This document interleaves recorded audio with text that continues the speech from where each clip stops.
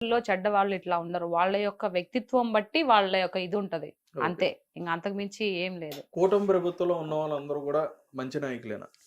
మంచి నాయకులు, చెడ్డ నాయకులు నేను అనను. ఉమ్, ఏదైతే కూటమి ప్రభుత్వం ఎవరైతే పైన నాయకుడు ఎవరైతే ఉన్నాడో ఆయన గొప్పవాడు. ఆయన మంచివాడు. ఉమ్, కిందుండే వాళ్ళు మంచి వాళ్ళ గొప్ప వాళ్ళని నేను చెప్పను. ఉమ్, ఆయన గొప్ప వాళ్ళ దగ్గర కింద ఉండే వాళ్ళంతా గొప్ప వాళ్ళగానే ఉంటాయి. ఎందుకంటే ఆయన దగ్గర కుప్పి గొంతులు పనికిరావు. మనం చూసారు కదా, ఒకరు సస్పెండ్ చేశారు. సో కాబట్టి ఎవరైనా అట్లాంటి ఎదవేషాలు ఏమన్నా వేసే వాళ్ళు ఉన్నా కూడా సెట్ చేసుకుంటారు. ఉమ్, దాని గొప్పతనం ఎవరిది? లీడర్ది గొప్పతనం. ఉమ్, ఎవరైతే లీడర్ గా నడిపిస్తూ ఉన్నారో వాళ్ళు కరెక్ట్ గా ఉంటే కింద వాళ్ళు కూడా కరెక్ట్ గా ఉంటారు అనేది నా ఉద్దేశం. కాబట్టి ఆల్రెడీ నిరూపించుకుంటున్నారు. ఆయన ఇన్నేళ్లుగా సుదీర్ఘంగా ముఖ్యమంత్రిగా చేస్తున్నప్పటికీ వాళ్ళ కింద ఉండే వాళ్ళంతా మంచిగానే ఉన్నారు. ఉమ్, మరి 5 ఏళ్లు మీరు చేసినప్పటికీ ఇప్పుడు ఇంకా బూతులు మాట్లాడుతా ఉన్నారు. ఎవరిది ఫాల్ట్ అంటారు? ఉమ్, నాయకుడిది తప్ప. మీరు ఆ విధంగా మీరు వాళ్ళకి అవకాశం ఇచ్చినందుకు వీళ్ళు తప్ప. ఎవరిని తప్పనాలి? ఉమ్. నాయకుడు బాగుందంటే కింద ఉండే వాళ్ళు కూడా మంచిగా పద్ధతిగానే ఉంటారు. ఓకే, మీరు అన్నట్టుగానే ఉమ్, ఈ పాయింట్ తీసుకుంటే గత కొద్ది రోజుల క్రితం ఏంటంటే ఒక క్రైమ్ ఇష్యూ మీద పవన్ కళ్యాణ్ గారు మాట్లాడుతా ప్రెస్ మీట్ లో ఉమ్, నా చేతిలో ఇంకా పవర్స్ ఉన్నాయి, నేను తీసుకోవాలనుకుంటే హోమ్ ఉమ్, మినిస్టర్ నేను తీసుకుంటే కనుక ఉమ్. వేరే విధంగా ఉండేది, ఒకసారి దృష్టిలో పెట్టుకోండి అని చెప్పన్నట్టుగా. అంటే కూటమికే అందులోనే ఆయన వార్నింగ్ కూడా ఇచ్చినట్టుగా లేదండి, అట్లా మాట్లాడడం జరిగింది. అనలేదండి. ఆయన చెప్తున్నాడు. ఇప్పుడు డిప్యూటీ సీఎం కదా, ముఖ్యమంత్రి తర్వాత ఉప ముఖ్యమంత్రి అవును. అన్నట్టు ఇప్పుడు పవన్ కళ్యాణ్ గారు. అంటే ఏంటంటే కొంచెం ముందు ఇప్పుడు మన అనిత గారు ఉన్నారు కదా, అవును. ఆలోచిస్తారేమో, కొంచెం ఆలోచించుకోకుండా మీరు ఫార్వర్డ్ గా వెళ్ళి ముందు చర్యలు తీసుకోండి అని చెప్పడం అది సున్నితంగా చెప్పారు తప్పితే దాన్ని పెద్ద ఇది వీళ్ళు చేసిన ఇదనమాట ఇది. ఓకే. ఆవిడికి వార్నింగ్ ఇస్తున్నాడు, నువ్వు లేకపోతే నేను తీసుకుంటాను పవర్స్, నేను హోమ్ మినిస్టర్ గా. హోమ్ మినిస్టర్ పదవి నేను తీసుకుంటాను, తాట తీస్తాను, ఉమ్, అవన్నీ అంతేం చెప్పలే. ఆయన మామూలుగానే చెప్పాడు. ఎంత వీళ్ళు ఊహించుకున్నటువంటి ఇది ఉమ్, ఆయనకు చెప్తున్నాడు. ఇలా చెయ్యమ్మని చెప్తున్నాడు. ఉమ్. నువ్వు భయపడబాకు, మీ వెనక మేము ఉన్నాము, నీకు పవర్స్ ఉన్నాయి, నువ్వు చెయ్యి, దేనికి భయపడబాకు అని చెప్పేసి ఆవిడకి చెప్తున్నాడు. ఓకే.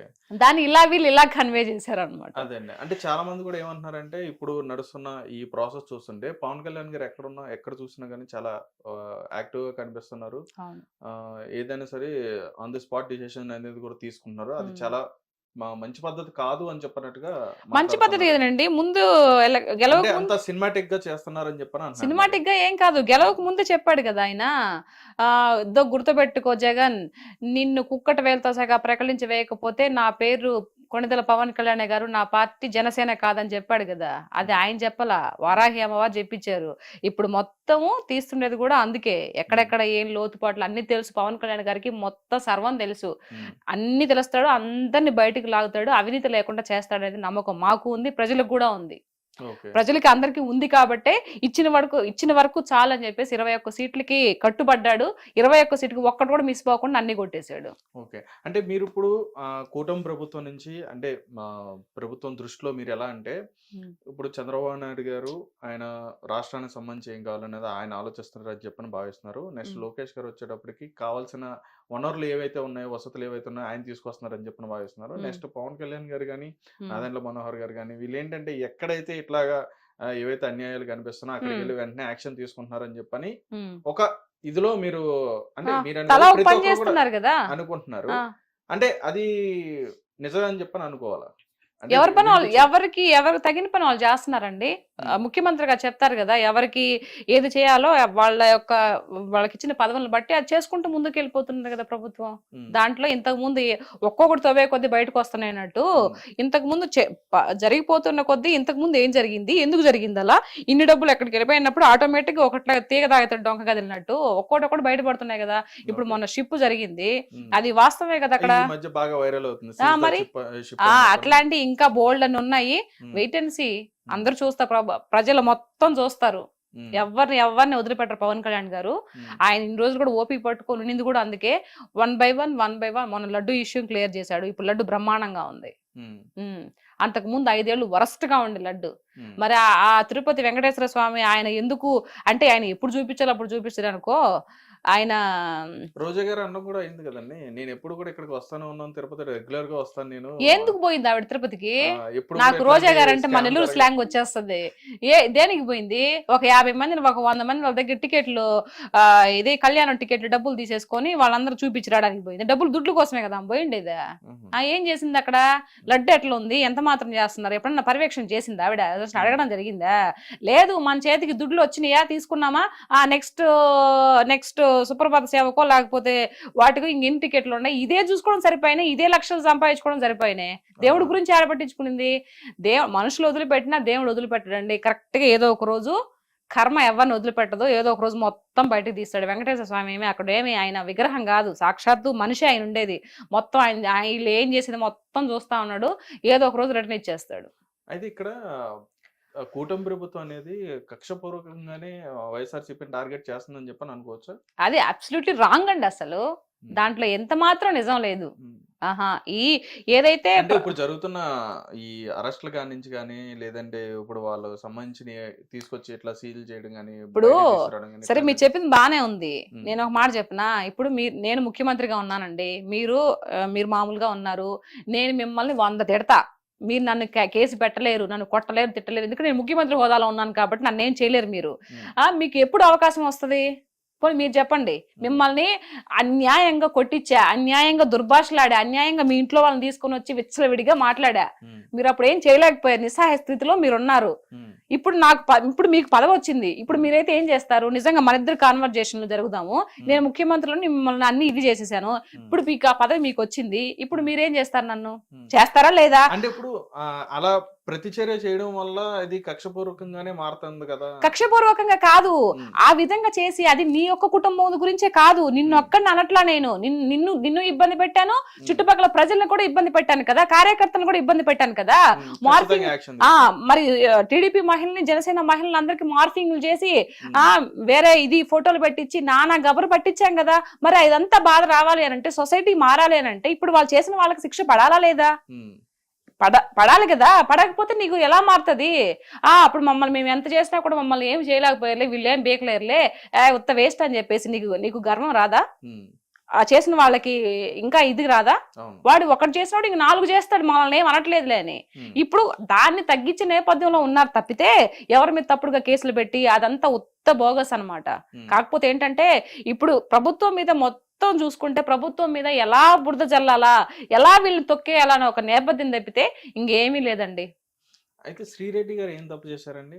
ఆవిడ కూడా మీకు మళ్ళీ అంటే ఒక పార్టీకి కట్టుబడి ఉండి ఆవిడ కూడా వాళ్ళ నాయకుడు ఇప్పుడు నాతో కంపేర్ చేస్తున్నారు. నేను ఎట్లా మాట్లాడుతున్నా? నేను ఎప్పుడైనా బూతులు మాట్లాడానా? పోనీ ఎవరైనా తిట్టానా? అదేలేండి. అప్పుడు మాట్లాడే విధానం వేరే ఉండొచ్చు, కానీ ఏంటంటే మీరు మీ పర్స్పెక్టివ్ అనేది పార్టీ తరపు నుంచి మాట్లాడాలి. మాట్లాడొద్దు నేను చెప్పట్లా. రాజ్యాంగం అందరికి ఇచ్చిన హక్కు, మాట్లాడే హక్కు. అది ఎంతవరకు లిమిట్స్ కొన్ని ఉంటాయి, అవి క్రాస్ చేయకూడదు. ఎక్కువ మించి వాళ్ళు పర్సనల్ మాట్లాడే, మీ శ్రీరెడ్డి నేను పర్సనల్ చెప్పనవసరం లేదు పాపం ఆవిడ గురించి. ఎంత మాట్లాడేది ఆవిడికి కూడా తెలుసు. నేను చాలా బూతులు మాట్లాడాను, విచ్చలవిడిగా ఘోరమైనటువంటి మాటలు మాట్లాడాను అందరినీ, నన్ను క్షమించండి అని చెప్పేసి ఆవిడ ఒప్పుకునింది కాబట్టి ఆవిడేం మాట్లాడింది తెలుస్తుంది. లేకపోతే క్షమాపణ చెప్పదు కదా. ఎందుకు నన్ను వదిలిపెట్టండి, నేను వాళ్ళు తప్పు చేశాను క్షమించండి అంటుంది. అనేసి తిట్టాలి అన్ని తిట్టేసి ఎందుకంటే క్రాస్ అయిపోయింది అన్నిటికన్నా. అంటే పెద్ద మాటలు, మొదల మాటలు మాట్లాడేసి ఈ రోజు నన్ను క్షమించండి అని అంటే ఎట్లా వదిలేస్తారు? ఇప్పుడు ఆవిడని శిక్షించకపోతే రేపు అందరు మాట్లాడేసి, నా బోటోళ్ళు వచ్చిన వాళ్ళందరూ బూతులు మాట్లాడేసి వీళ్ళు ఏం చేయరులే, ఒకసారి చెప్తే సరిపోద్దులే అనుకుంటే పశ్చాత్తాపం పడిన అది ఎట్లా అండి? తప్పు తప్పే, తెలిసి చేసినా తెలియక చేసినా తప్పు తప్పే, దానికి శిక్ష అనుభవించాల్సిందే, అది ఎవరైనా సరే. మరి అదే అంటే మీరు అన్నట్టుగానే పవన్ కళ్యాణ్ గారు కూడా అదే అన్నారు, మీరు ఎక్కడ కూడా మాట్లాడొద్దు గట్టిగా, అంటే ఇట్లా విచ్చలవిడిగా మాట్లాడొద్దు, ఒకవేళ మాట్లాడి తప్పుగా మీరు మాట్లాడగానే ఈ పార్టీ సంబంధించిన వాళ్ళైనా సరే వెంటనే యాక్షన్ మరి తీసుకుంటే చెప్పారు కదా. ఇప్పుడు ఈవెన్ కూటమి ప్రభుత్వంలో ఉండి కింద కార్యకర్తలు, జనసేన కార్యకర్తలు కానీ, టీడీపీ కార్యకర్తలు కానీ, వాట్ ఎవర్ ఎవరైనా సరే ఏదైనా మించి ఎవరైనా దుర్భాషలాడినా, లేకపోతే బూతులు మాట్లాడినా, లేదంటే అబ్యూజ్డ్ గా ఇది మెసేజ్లు ఏదన్నా చేసినా, ఇట్లాంటి శాస్త్రాలు ఏదైనా చేసినా కూడా వాళ్ళని శిక్షిస్తామని చెప్పి పార్టీ మొత్తం కూడా చెప్పింది కదా. పవన్ కళ్యాణ్ కూడా చెప్పారు కదా. కాబట్టి అది మించి ఎవరైనా మాట్లాడితే తీసేస్తారు, వాళ్ళని మందలిస్తారు. మరి మీరు వైఎస్ఆర్సీపీ ఉన్నప్పుడు ఎవరు ఎవరిని ఆ విధంగా మందలించలేదు కదా. తిట్టండి, కొట్టండి, ఏమైనా చేయండి, చంపేసేయండి, డోర్ డెలివరీ చేసేయండి, ఏమైనా చేసేయండి, నేను మటుకైతే ఇక్కడ కూర్చొని ఉంటాను కుర్చీలు రాజులాగా, మీరు ఏమైనా చేసుకోండి. అలా ఉన్నప్పుడు రాష్ట్రం యాడ్ డెవలప్ అవుతుందండి. ఓకే. ఇష్టం వచ్చినట్టు బిహేవ్ అయితే చేస్తే. వీళ్ళందరూ మాట్లాడుతున్నారు బాగానే ఉంది. కొడాలి నాని గారు వీళ్ళు ఎందుకు కనిపించట్లేదండి? అంటే ఎందుకని మాట్లాడడానికి రావట్లేదు అని చెప్పని అనుకోవచ్చు. ఎందుకు అనంటే వాళ్ళు అంటే నాకు తెలిసిన ఇది అదే మీ చెప్తున్నానండి. ఉద్దేశంలో చెప్పండి. నాకు తెలిసింది ఏంటంటే వాళ్ళు ఒక్క విషయం అండి. జగనన్న ముఖ్యమంత్రిగా ఉన్నప్పుడు ఎమ్మెల్యేలు కానీ, ఎంపీలు కానీ, మంత్రులు ఎవరైతే ఉన్నారో వాళ్ళకి ఇవ్వాల్సినవి వాళ్ళకి ఇవ్వాల. వాళ్ళ నియోజకవర్గాల్లో ఏం చేయాలో, ఏం మాట ఇచ్చి వాళ్ళు ఓట్లు అడిగారో అవన్నీ జగనన్న చేయలా. నేను ఉంటే నేనే హీరోగా ఉండాలా, నేనే విలన్‌గా ఉండాలా, నేనే పోవాలా అనే తత్వం జగనన్నది. కాబట్టి ఆ రోజు వాళ్ళ దగ్గరికి వెళ్లి మాట్లాడే కెపాసిటీ కూడా నువ్వు అవకాశాన్ని ఇవ్వలేనప్పుడు, వాళ్ళు నీ దగ్గరికి వచ్చి ఇది అన్నయ్య చెప్పుకోలేనప్పుడు, నువ్వు చేయలేనప్పుడు ఈరోజు ఎందుకు మాట్లాడతారు కొంతమంది అయితే. ఓకే. నాకు తెలిసి ఆయన ఎవరో ఉన్నారండి, ఫినాన్షియల్ మినిస్టర్ ఎవరు, బుగ్గన ఆయన ఫైనాన్స్ మినిస్టర్ అంటే గత ప్రభుత్వంలో బుగ్గన రాజేంద్ర గారు ఏం పేరు ఆయన పేరు, ఆయన అండి. అసలు ఆయన నాకు వైఎస్ఆర్సీపీలో మంచిగా మాట్లాడే వ్యక్తి ఆయన. నిజంగా నేను ఆయన నిజంగా హ్యాట్సప్ చెప్తున్నా. అసలు ఎంత హుందాతనంగా మాట్లాడతారు, ఎంత ఇదిగా మాట్లాడతాడు, ఆయన వ్యక్తిత్వాన్ని కోల్పోలేదు. ఇంక ఎవరు లేరు, మిగతా అంతా వేస్టే. రైట్ అండి. అయితే ఇక్కడ ఇప్పుడు మీ ఉద్దేశంలో అంటే మీరు మొత్తం మా రాజకీయాన్ని కానీ లేదంటే ఫాలో అవుతున్నారు కాబట్టి మీరు అన్నారు అంటే వాళ్ళు మాట్లాడే మాటలకి నాకు నచ్చక ప్రజల తరపు నుంచి నేను మాట్లాడుతున్నాను అని చెప్పని మీరు అన్నారు. అంటే మీరు ఇప్పుడు చూస్తున్న సిచ్యువేషన్ లో అన్ని ఉన్న కూటమి ప్రభుత్వం కానీ వైఎస్ఆర్సీపీ కానీ అన్ని రాజకీయాల్లో నాయకులు కానీ వీళ్ళందరూ కూడా ప్రెజెంట్ ఎలా నడుస్తుంది అంటే రేపొద్దున భవిష్యత్తు ఏమైనా కనిపించే విధంగా ఉందా, మంచి భవిష్యత్తు వచ్చే అవకాశం ఉందని చెప్పని అనుకోవచ్చు. డెఫినెట్ గా అండి. ఇప్పుడు ఇదే కాదు, నెక్స్ట్ రాబోయే 5 ఏళ్ళు కూడా వీళ్ళే ఉంటారు. ఇంకా ఆంధ్ర రాష్ట్రం చాలా బాగా డెవలప్ అవుతుంది, చాలా ముందుకెళ్తుంది మాకు అనిపిస్తుంది. అనిపిస్తుంది కాబట్టి ఈరోజు మేము ఆయన్ని కూటమి ప్రభుత్వాన్ని గెలిపించుకున్నాము. నెక్స్ట్ కూడా ఆయనే ఉంటే ఆయన చెప్పినట్టు, బాబు గారు చెప్పినట్టు ఆయన మాటల మీద మాకు నమ్మకం ఉంది కాబట్టి ఆయన ఎలా అయితే సింగపూర్ చేస్తా అన్నాడో ఆ విధంగా చేస్తాడు. లాస్ట్ టైం ఓడిపోకుండా కానీ ఇరుకంగా బాగా డెవలప్ అయి ఉండేది. డెఫినెట్ గా రాష్ట్రం ముందుకెళ్ళిపోద్ది, బాగా అభివృద్ధి చెందుద్ది. ఆంధ్ర రాష్ట్రం ఇదిరా బాబు, ఆంధ్ర రాష్ట్రం అంటే అందరు కూడా చెప్పుకునే విధంగా ఆ స్థాయికి తీసుకెళ్తారని నమ్మకం ఉంది పవన్ కళ్యాణ్ గారి మీద, బాబు గారి మీద. రైట్ అండి. మీ మీద విమర్శిస్తున్న వాళ్ళకి మీరు ఏమైనా చెప్పదలుచుకున్నారా? అంటే అంటే ఆబ్వియస్లీ గా మీకు వస్తా ఉంటాయి, కొన్ని మీరు చెప్తున్నారు, కొన్ని మీరు చెప్పుకోలేకపోతారు. అలా విమర్శించడం కానీ లేదా బెదిరింపులు కానీ ఇట్లాంటివి వచ్చిన వాటికి మీరేం సమాధానం చెప్తారు? నేనే సమాధానం చెప్పనండి. ఏమైనా చేసుకోండి, బెదిరించండి, బూత్లు పెట్టండి, ఏమైనా చేసుకోండి. నాకు దాని గురించి ఆలోచించను. నేను ఈ రోజు ఏం చేస్తానా, రేపు ఏం చేయబోతానా, ఈ రోజు ఏం చేస్తాను గురించి ఆలోచిస్తా, రేపు ఏం చేస్తానని దాని గురించి ఆలోచించను. రేపు సంగతి రేపు, ప్రస్తుతాన్ని గురించి ఆలోచిస్తాను నేను. సో మిగతా వాళ్ళు ఎవరు ఏం చేస్తారనేది కూడా నేను పట్టించుకోను. నేను మాట్లాడే దాంట్లో ఎంతవరకు వాస్తవం ఉంది, ఎవరైతే బ్యాడ్ కామెంట్స్ పెడతారో వాళ్ళకి మాత్రమే చెప్తున్నా. నేను ఏం మాట్లాడుతున్నా దాన్ని గ్రహించండి ఫస్ట్. అది అబద్ధమా, నిజమా, న్యాయమేనా ఇది అని ప్రతి ఒక్కరికి ఒక చిన్న ఇది ఉంటది కదండి. ఆలోచించండి, ఆలోచించి నాకు పెట్టాలంటే కామెంట్లు పెట్టండి, బ్యాడ్ కామెంట్స్ పెట్టండి, నేను కాదనట్లేదు. బట్ దాంట్లో నిజం గుర్తించండి, గుర్తించి తర్వాత మాట్లాడండి. మీరు రాజకీయంగా నా మీద కొట్లాడాలంటే రాజకీయంగానే కొట్లాడండి. నా ఇంట్లో నా పర్సనల్స్ తీసుకొని వచ్చి కొట్లాడని చెప్పేసి వాళ్ళ రిక్వెస్ట్ గా అడుగుతున్నా. రైట్. ఇప్పుడు ఫైనల్ గా సినిమాకి సంబంధించి మీరు ఎన్ని సంవత్సరాలు అవుతుంది ఇండస్ట్రీకి వచ్చి? నేను ఇండస్ట్రీకి వచ్చి 9 years అవుతుందండి. 9 years అవుతుంది. ఓకే. అయితే ఫస్ట్ గా మీరు సీత గారు ఎంటర్ అయిన తర్వాత అంటే ఏ మూవీ చేశారు అంటే స్క్రీన్ మీద ఎప్పుడు కనిపించారు? నా ఫస్ట్ పిక్చర్ జై జానకి నాయక, బోయపాటి గారి డైరెక్షన్ లో. అది ఒక లెక్చరర్ రోల్ చేశాను. అందులో కనిపిస్తుందండి అది హీరోయిన్ ఇంట్రొడక్షన్ అప్పుడు. ఆ రకుల్ ప్రీతి సింగ్ ఇట్లా వేరే రౌడీ వచ్చి కొడుతున్నప్పుడు వెనక హీరో ఉంటాడు, ఫాటుమని కొడతాడు కాలేజీలో. అప్పుడు ఏంటి కాలేజీలో గొడవ జరుగుతుందని చెప్పేసి నేను, ప్రభు గారు వీళ్ళంతా పరిగెత్తుకుంటూ వస్తాం. అది నా ఫస్ట్ పిక్చర్. అది స్క్రీన్ మీద నేను చూసుకుంటాను దాన్ని రోజు. అయ్యో అప్పుడు ఇలా ఉన్నానా అవునా? అంటే అప్పటికిప్పుడు డిఫరెన్స్ ఉన్నారా? అప్పుడు లావుగా ఉన్నాను. ఆహాహా! జుట్టు అప్పుడు హైదరాబాద్‌కి వచ్చిన కొత్తల్లో పిల్లల కోసం తిరుపతికి వెళ్ళి గుండు చేయించుకొని వచ్చాను కదా! సో ఆహా! ఇక్కడ వరకు ఉండింది జుట్టు. Short hair. షార్ట్ హెయిర్ ఉండింది. ఆ! సో అప్పుడు ఇలా ఉన్నాను అంటే బొద్దుగా ఉన్నాననమాట. ఇలా ఉన్నానా అని చెప్పి చూసుకుంటూ ఉంటాను. దాని తర్వాత Vinay Vijayaraman, all ticket, F two, ఎఫ్3, టచ్ చేసి చూడు, మహానగర వీధుల గమ్మత్తు, తర్వాత ఆకాశవాణి, ఆ! సరైనోడు, సరైనోడు కాదు రాక్షసుడు. హుహు. సో ఇట్లా కొన్ని నాకు తెలియట్లేదు గానీ ఆ! సో అట్లా డీజే కూడా డీజే టిల్లు అనుకుంటా. డిజైటీలో లేనండి. ఇది ఎఫ్3లోనే. ఎఫ్3లోనే. ఆ! ఆ తర్వాత ఇప్పుడు దేవర, ఓహ్! దేవర గూడా. తర్వాత ఇంకొకటి ఉంది కానీ అవి సినిమాలు కొన్ని 2, 3 ఉన్నాయి. అవి ఇంకా రిలీజ్ అవ్వలేదు. ఓహో! మొన్న పురుషోత్తముడు, ఆహా! అది దాని తర్వాత ఇంకొక సినిమా ఏదో రిలీజ్ అయిందండి. ఇది ఎవరు బ్రహ్మాజీ గారు, అలనాటి రామచంద్రుడు కొత్తగా ఆహాహా! ఒకటి రిలీజ్ అయింది. అది ఓకే. విఐపి దాంట్లో వస్తుంది. నెట్‌ఫ్లిక్స్‌లో ఏమో వస్తుంది. ఓకే. సో ఇట్లాంటి సినిమాలు ఇంగాని వెనక్కి తిరిగి చూసుకోలేదు. So okay. కొంచెం చాలా సినిమాలు చేసున్నాను. కాకపోతే కొన్ని రిలీజ్ కాకుండా ఉంటాయి గదండీ! అవును. అంటే మొదలుపెట్టి మధ్యలో ఆగిపోయినట్టి అవును. అట్లాంటియన్ని బోలెడన్ని ఉంటాయి గదా! ఓహ్! అవి లెక్కలు తీసుకోలేం కదా! మనం ఏదైతే సినిమాలు చేసి రిలీజ్ అయినవి మాత్రమే కౌంటింగ్ యేసుకుంటాము. అవును. అందట్టు నేను మాలో మెంబర్‌ని గూడా అయ్యాను. ఓహ్! అయి గూడా సూపర్. 5 ఇయర్స్ అవుతుంది. ఓహో! అసోసియేషన్‌లో ఉన్నారైతే. అసోసియేషన్‌లో మెంబర్‌ని. ఓకే. హ్మ్. అంటే ఇప్పుడు మీరు ఇండస్ట్రీకి యాక్టర్ అవుదామనే వచ్చారా? లేదంటే అసలు ఏ పని మీద మీరు హైదరాబాద్ వచ్చారు? మేము మామూలుగా మా వారు మేమిద్దరము పిల్లల్ని తీసుకొని వచ్చామండి. మా హ్మ్. వారు అప్పుడు చిన్నగా జాబ్ చేస్తూ ఉండే. ఇంకా ఆహా! వచ్చాము. నెల్లూరు నుంచి. నెల్లూరు నుంచి వచ్చాము. హ్మ్. ఆ తర్వాత ఇంకా అనుకోకుండా ఇండస్ట్రీకొచ్చాను నేను. ఆహా! అనుకోకుండా నేను ఫస్టు స్వీట్ షాప్‌లో పనిచేశాను. తర్వాత బట్టల షాప్‌లో పనిచేశాను. ఓహ్! తర్వాత అకౌంటెంట్‌గా జాబ్ చేశాను. హ్మ్. తర్వాత యాక్టర్ అయ్యాను.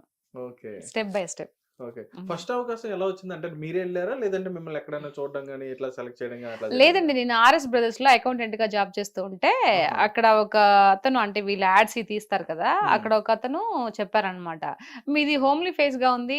మూవీలో ట్రై చేయొచ్చు కదంటే" నాకు తెలీదు సార్ అని చెప్తే, ఆయన "అట్లెందుకండి, యాక్టింగ్ అనేది నేర్చుకుంటే వస్తుంది. దానిదేముంది" అని చెప్పేసి ఆయన ఒక నంబర్ ఇచ్చారు. హ్మ్. అది బోయపాటి గారు అక్కడ ఉంటారు. కో డైరెక్టర్‌లు ఎవరో ఉంటారు కదా! రమణాచారి అని. ఆ! ఆయనకి కాల్ చేస్తే, "ఒకసారి ఆఫీస్‌కి రండి" అన్నారు. ఆహా! అక్కడికి ఫస్ట్ నేను మాట్లాడడం, ఫస్ట్ ఎంటర్ అవ్వడం ఆ సినిమాకే ఫస్ట్ నేను మీట్ అయ్యి మాట్లాడింది బోయపాటి సారు. ఓహ్! పెద్ద డైరెక్టర్ గారి దగ్గరికెళ్లారైతే. సో ఎంత హుందాతనంగా మాట్లాడతారు తెలుసా బోయపాటి సారు. ఆ! చాలా బాగా మాట్లాడతారు.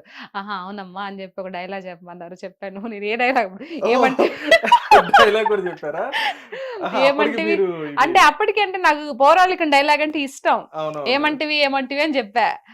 అది ఆయన ఇట్టే చూస్తా ఓకే బాగా చెప్పావు. అంటే ఆయనకి కూడా కావాల్సింది అలాంటివే కదా డైలాగులు? నవ్వుకున్నారు. అంటే అంత పెద్ద ఎన్టీఆర్ లాగా మనం యాడ్ చేయగలుగుతామండి. ఆయన హ్మ్. మహానుభావుడు. అని నవ్వుకొని ఓకే అమ్మా నువ్వు జాబ్ చేసుకుంటున్నావు కదా! జాబ్ చేసుకో. ఇది వచ్చినప్పుడు మా వాళ్ళు కాల్ చేస్తారు. నీ నంబర్ అదంతా అక్కడ ఇచ్చేసి వెళ్ళండి అని చెప్పేసి అన్నారు. ఓహ్! కిందకొచ్చి మేనేజర్ దగ్గర నంబర్ తీసుకొనెళ్ళాను. దాని తర్వాత మళ్ళీ వాళ్ళు కాల్ చేశారు. కాల్ చేసి నాకు 6 రోజులు అందులో వేషం ఇప్పించారనమాట. ఓహ్! ఆహ్, సూపర్. సూపర్. చాలా బాగా నిజంగా బోయపాటి సారు మంచి పర్సన్ అండి. సూపర్ అండి. నైస్. సూపర్. రైటే. అయితే మీరు చెప్పినట్టుగానే ఒక మంచి పౌరాణిక డైలాగ్ చెప్పొచ్చుగా మాకు? పౌరాణిక డైలాగా? ఆ! ఇప్పటికిప్పుడంటే ఏది అవి చాలా గుర్తొస్తుంది? వైరల్ అవుతున్నాయి. రీసెంట్‌గా కూడా ఒకటి ఏదో చెప్పారు మన సత్యభామ గారిది. సత్యభామదదా? హ్మ్. హ్మ్. మీరు చెప్పండి మీ ఇష్టం. మీకు బాగా అనిపించింది. అంటే ఏ డైలాగ్ చెప్పినా కూడా గుర్తు రావడం లేదు. నేను మొన్న రీసెంట్‌గా చెప్పిన డైలాగ్ ఏంటిది?